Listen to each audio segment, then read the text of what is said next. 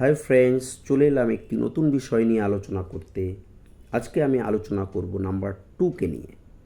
মাসের 2 তারিখ, 11 তারিখ, 20 তারিখ এবং 29 তারিখ যারা জন্মায় তাদেরকে আমরা 2 সংখ্যার জাতক বা জাতিকা বলে থাকি। অত্যন্ত আবেগপ্রবণ হয়, সংবেদনশীল হয়, সেন্টিমেন্টাল হয় এবং রোম্যান্টিক হয়। চন্দ্রের যে বৈশিষ্ট্য, একজন মায়ের যে বৈশিষ্ট্য, সমস্ত বৈশিষ্ট্যই আমরা 2 সংখ্যার জাতক জাতিকাদের মধ্যে দেখতে পাই।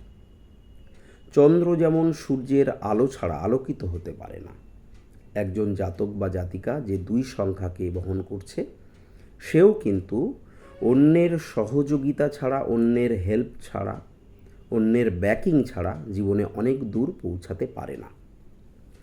অত্যন্ত স্বচ্ছতার সঙ্গে এবং সততার সঙ্গে জীবনযাপন করলে 2 সংখ্যার জাতক জাতিকারা কিন্তু খুব সাকসেসফুল হতে পারে এবং ফিনান্সিয়ালি খুব সাউন্ড হতে পারে। অর্থনৈতিকভাবে এরা অনেক সমৃদ্ধশালী হয়। নাম্বার 2 এর জাতক জাতিকাদের মানসিক শান্তি পাওয়ার জন্য রেগুলার মেডিটেশন করা উচিত। নাম্বার 2 এর জাতক জাতিকারা সব অনুভূতি প্রকাশ করতে পারে না, কিছু অনুভূতি এরা চেপে রাখে। এরা খুব ইনটুইটিভ হয়, অর্থাৎ আগে থেকে এরা অনেক কিছু আঁচ করতে পারে।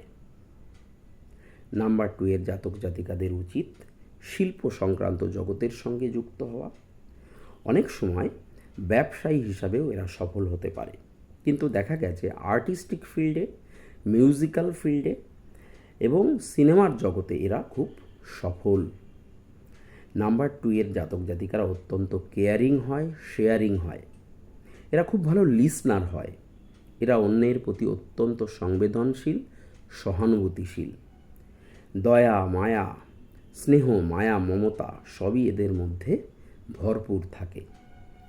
নাম্বার 2 এর জাতক জাতিকারা অত্যন্ত স্বচ্ছতার সঙ্গে যদি চলে, অনেস্টলি চলে, আবেগের ভিতরে যদি এরা নিজেদের পজিটিভ এনার্জিকে খুঁজে নেয়, তাহলে কিন্তু এদের জুড়ি মেলা ভার।